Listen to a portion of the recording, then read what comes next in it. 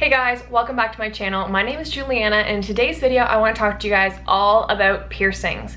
So we're gonna go through them one by one, but basically I have gotten lots of piercings over the years, ranging from when I was quite young to even getting ones done quite recently, and I absolutely love piercings and I have a lot of experience with them, lobe piercings, cartilage piercings, etc., and I want to bestow that upon you. This is also gonna be kind of a story time video because there's a bit of a story that goes behind some of the piercings I got, and I'm gonna walk you guys through it chronologically. So this all starts when I'm 10 years old, I'm in the 4th grade, and I have been wanting my ears pierced for a very long time at this point. My mom had always said no. She really believed that, you know, once you get one piercing, you're always gonna want more piercings, which I honestly do think is the truth, but isn't necessarily a bad thing. So I was looking for an excuse, as I always did back then, to, you know, kind of trade something with my mom. You know, if you do this, I'll do this. Like, if I do my homework, I can have a brownie, like situations like that. So it comes to us, I'm at the dentist, I need to have 2 cavities filled. And I said, oh, like, I'll be good with getting my cavities filled if you'll let me get my ears pierced. And at that point, all I wanted was my regular lobe piercings. And unfortunately, I don't have any pictures to document that day, but on December 2nd, I don't know why I know the exact day, but on December 2nd of 2010, I got my first lobe piercings. I got them done at Claire's. Unfortunately, I did get that piercing done with a gun, and that is not the end of my gun piercing stories from this video. I would never go and get a gun piercing again. If you guys want to read up on gun piercings, I'll put some research below on why they're so much more harmful to your body than getting a proper needle piercing. But yeah, those are one of my 2 sets of gun piercings, and I've actually had no problem with that piercing. It does fall a little bit lower than I wish it was. I would never put something super heavy in that hole just because I don't know, it looks like it's kind of far down on my ear, but it is a really cute piercing and a very good one to get started off with. And then I honestly didn't think about piercings again for a long time because I had to swear to my mother I was not going to get any more piercings ever in my entire life. But then I wanted my seconds done because I think it just became more and more popular to get more piercings, or I was at least exposed to people who had more piercings. So I'm pretty sure it was in the 7th grade that I finally convinced my mom to let me get my seconds done. And at this point, I don't think People's would let you get your seconds done there, and I wanted it done that day. Like the day I decided, the day my mom agreed to it, I wanted it done right away. So we ended up going to a mall in my city, and I got it done at, I think it's called Mary Kay Jewelers. I'll put a correction on the screen if I'm wrong about that, but I'm pretty sure it was Mary Kay something. And we went and they did all different kinds of piercings there, and then I got my seconds done again with a gun. I had no problem with them. I didn't have any bleeding, no infections, no problems at all. I did use like the rapid care system that they give you when you get your ears pierced, but they healed with absolutely no problems. And again, I thought I was done with piercings for forever. And then a few years later, I realized that I really wanted my first cartilage piercing, my Helix piercing. Now, if you don't know what that is, it is the piercing that's at basically the top of your ear. I'll put a picture up on the screen. You can get a hoop or a stud or whatever, but I really wanted that piercing done.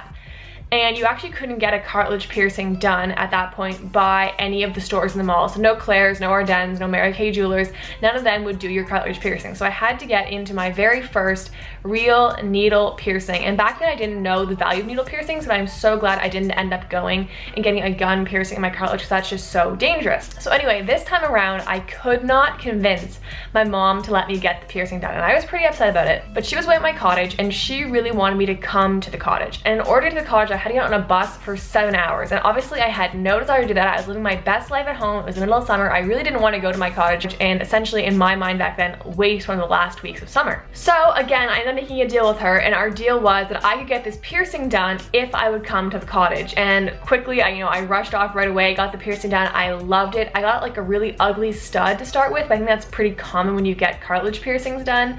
So I'll try to find a picture of it. It was like just a little tiny ball. It wasn't exciting at all. And you do have to wait a long time after getting cartilage piercings in order to change the earring. So I was stuck with that for quite a while, honestly.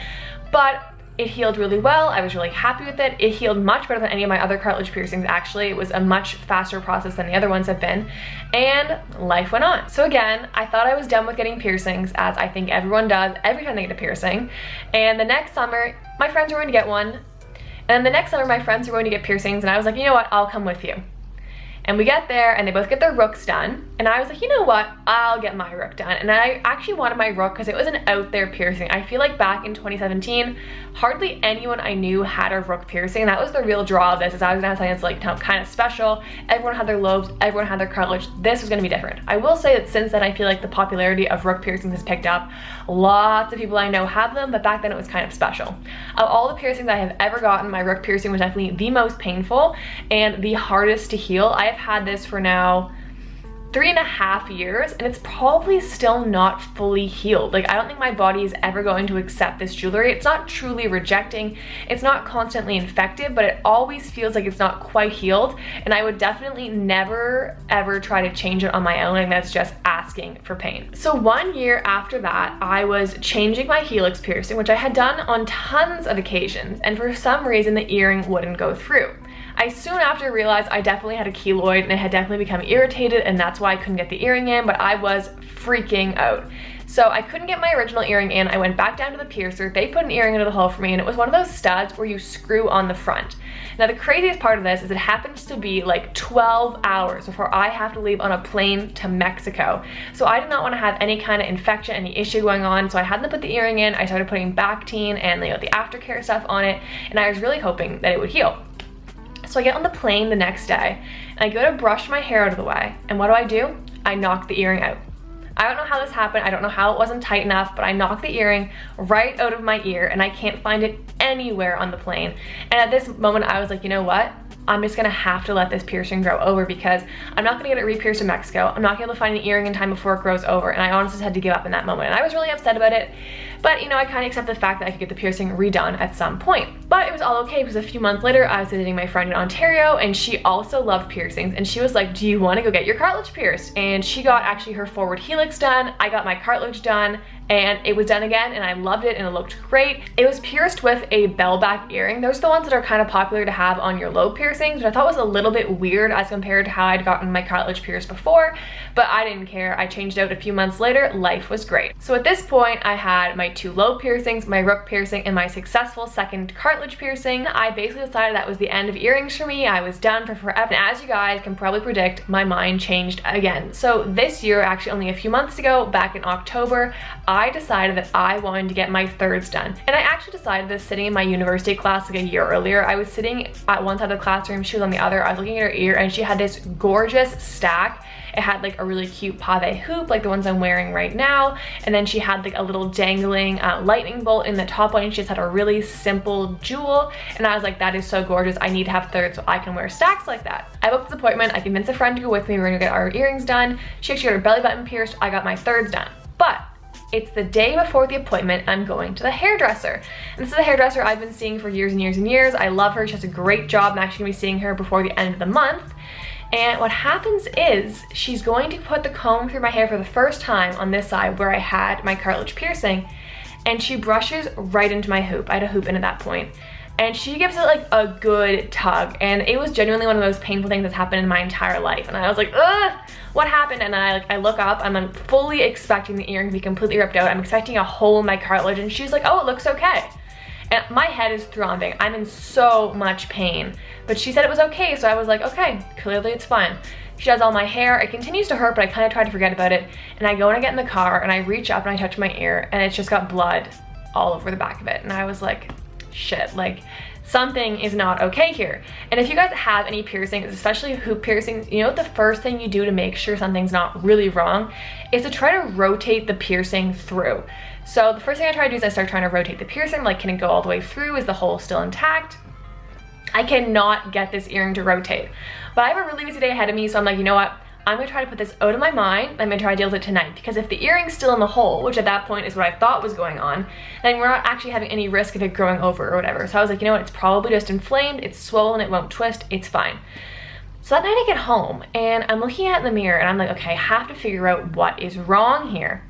And I finally realized that it was one of those captive hoops that are like this. Basically how it works is you have the hoop, and it opens up just like that much, the tiniest bit. You slide it in and you close it with pliers, and then the hoop's like this.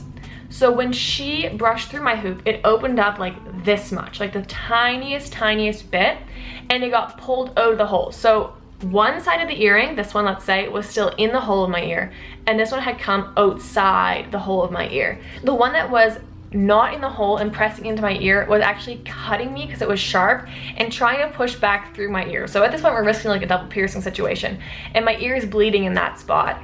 And then the other one's only part way through and it's starting to regrow on the other side, so it can't go any further through and it can't come out. So I am crying my eyes out. I'm in so much pain after touching this thing, and I'm like, you know what? I am gonna cut it out. So I get wire cutters going. I'm trying to cut the thing out. I cannot get rid of it. My sister tries, my mom tries, my boyfriend tries.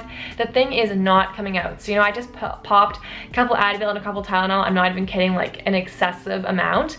And I went to bed, and I luckily wasn't in any pain. And the real like saving grace of this whole story is I already had the appointment the next day booked to have my thirds done. In the morning, I texted the salon and I was like, listen, first priority is gonna have to be fixing whatever the hell is going on with my cartilage piercing.